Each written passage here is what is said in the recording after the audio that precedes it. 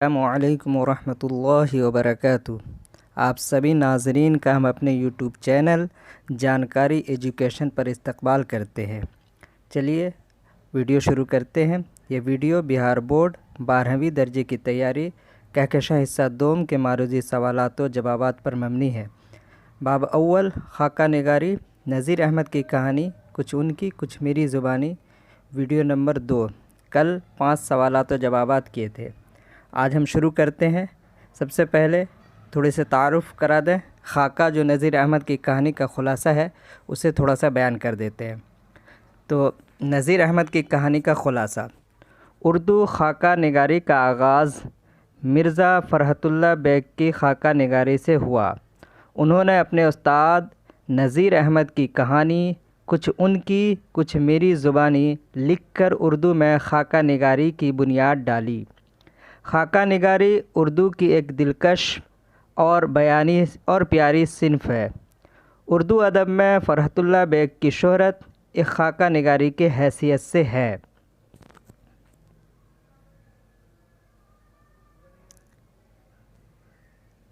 उन्होंने शायरी भी की, लेकिन उनकी शोहरत का दारो मदार उनका वो खाका है जिसे उन्होंने अपने उस्ताद डिप्टी नज़ीर अहमद की शख्सियत पर लिखा।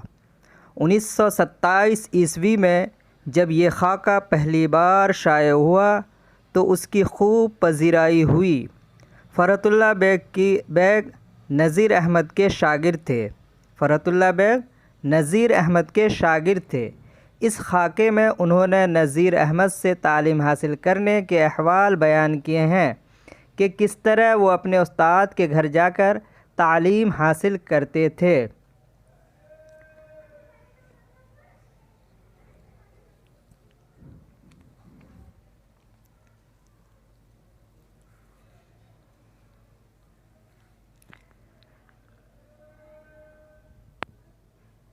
वो कहते हैं कि उनसे एराब की गलतियां हुआ करती थीं। सर्फ़ व नहव भी कमज़ोर थी। नस्र को तो वो संभाल लेते थे, मगर नज़्म में दिक्कत पड़ती थी। नज़ीर अहमद उन्हें बार बार समझा कर परेशान हो गए तो फ़रहतुल्लाह बेग को तालीम देने से इनकार कर दिए थे। लेकिन फ़रहतुल्लाह बेग चूँकि उनसे तालीम हासिल करने के लिए बज़िद थे, इसलिए टस से मस नहीं हुए और डटे रहते कि वो उन्हीं से तालीम हासिल करेंगे। वो कहते हैं कि उसे आप बेहयाई समझें या इल्म का शौक़, लेकिन जिस दिल में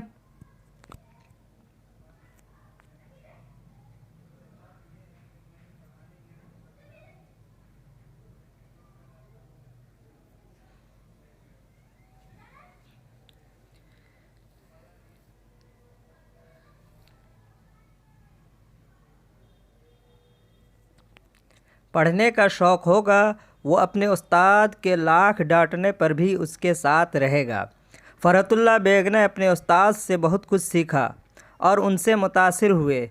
उनकी खुसूसियात बचश्म खुद देखा था। यही वजह है कि उन्होंने अपने उस्ताद का खाका लिखकर उर्दू में खाका निगारी की ऐसी मुस्तहकम बुनियाद डाली कि उर्दू में इस सिन्फ़ के सैकड़ों कदरदां पैदा हो गए। ये था खुलासा।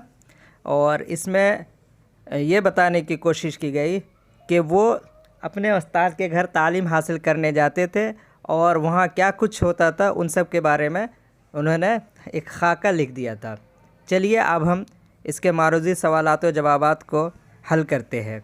सवाल नंबर 1, नज़ीर अहमद की कहानी का ताल्लुक़ किस सिन्फ़ अदब से है?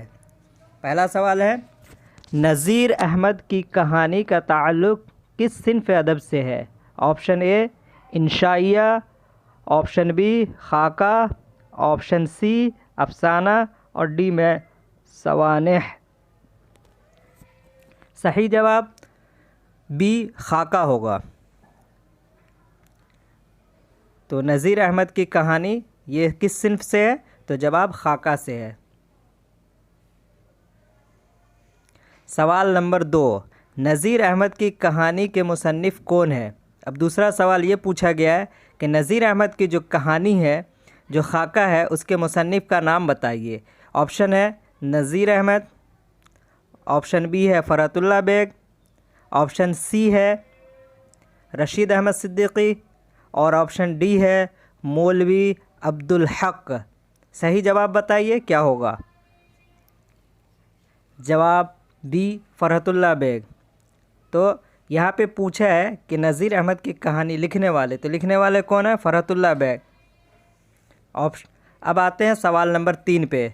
3 है मिर्ज़ा फ़रहतुल्लाह बेग की कौन सी तसनीफ़ शामिल निसाब है। यानी मिर्ज़ा फ़रहतुल्लाह बेग की कौन सी तसनीफ़ जो उन्होंने लिखी है जो आपके शामिल निसाब किताब में है। कहकशां हिस्सा 2 में है।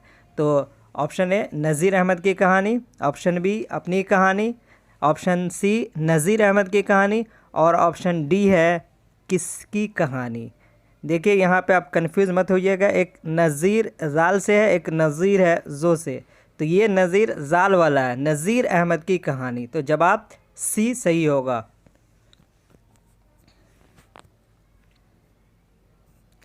सवाल नंबर 4, फ़रहतुल्लाह बेग शेर खानी में किस तरह की गलतियाँ करते थे। यानी फ़रहतुल्लाह बेग जब अपने उस्ताद से शेर खानी पढ़ते थे तो उनसे किस तरह की गलतियाँ हुआ करती थी, वही पूछा गया है। इमला की, ऑप्शन बी मुहावरे की, ऑप्शन सी वाहिद जमा की और ऑप्शन डी है एराब की। सही जवाब बताएंगे। तो सही जवाब है एराब की। तो ये जब शेर खानी पढ़ा करते थे तो उनसे एराब की गलतियाँ हुआ करती थी, जिसकी वजह से इसके उस्ताद बहुत ज़्यादा नाराज़ हुआ करते थे। चलिए अब आते हैं सवाल नंबर 5 पे। नज़ीर अहमद का ताल्लुक़ किस सिन्फ से है। यानी नज़ीर अहमद, यहाँ पे ये पूछा गया कि नज़ीर अहमद जो ख़ुद राइटर थे उनका ताल्लुक़ किस सिन्फ से है। तो option A novel, option B है अफसाना, ऑप्शन सी है खाका और ऑप्शन डी है सवाने निगारी। यहाँ पे सवाल समझने की कोशिश करेंगे। नज़ीर अहमद का ताल्लुक़ ना कि फ़रहतुल्लाह बेग का, तो जवाब नावल से है। नज़ीर अहमद पहले शख्स है जो उन्होंने सबसे पहले नावल का आगाज़ किया था और इनके शागिर्द ने खाका निगारी का आगाज़ किया है, कि ये भी दोनों को आप देख सकते हैं। तो नज़ीर अहमद नावल निगारी से इन्होंने आगाज़ किया था और उसका किस सिन्फ से है, तो नावल निगारी से है।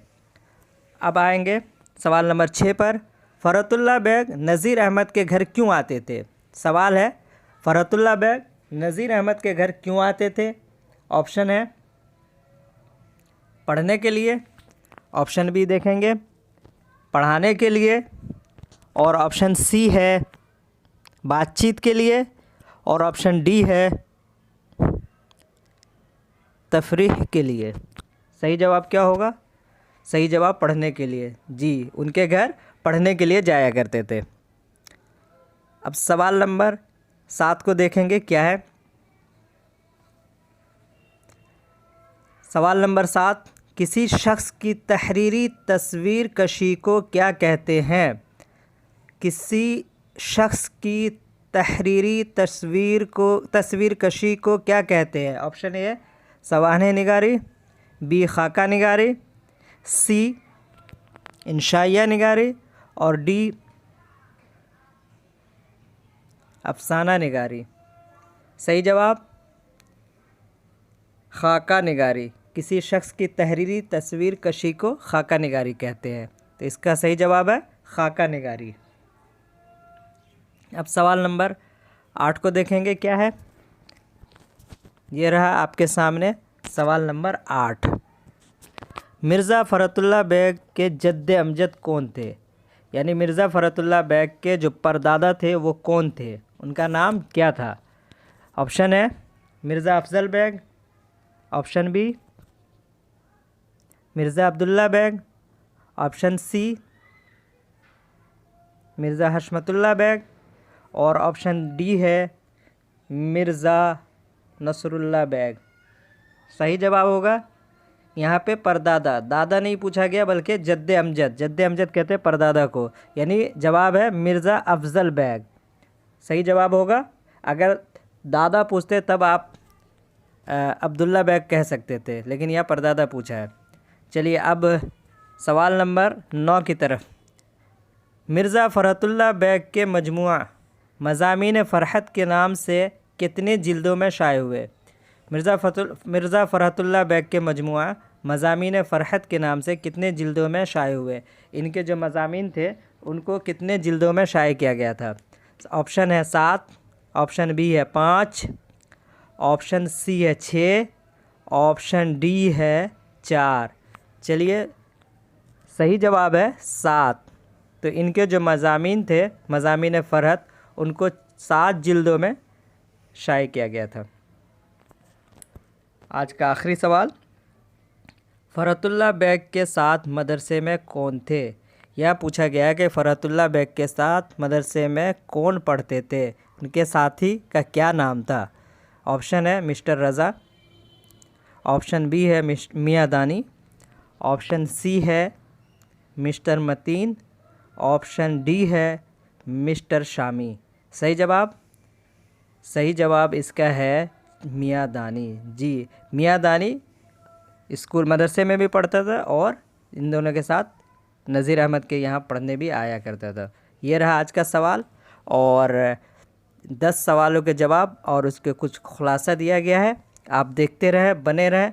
सब्सक्राइब नहीं किया तो प्लीज़ सब्सक्राइब कर दें। हम रोज़ाना आपके लिए लेकर आते रहेंगे और आपकी अच्छी तैयारी हो सकती है। चलिए, विदा लेते हैं।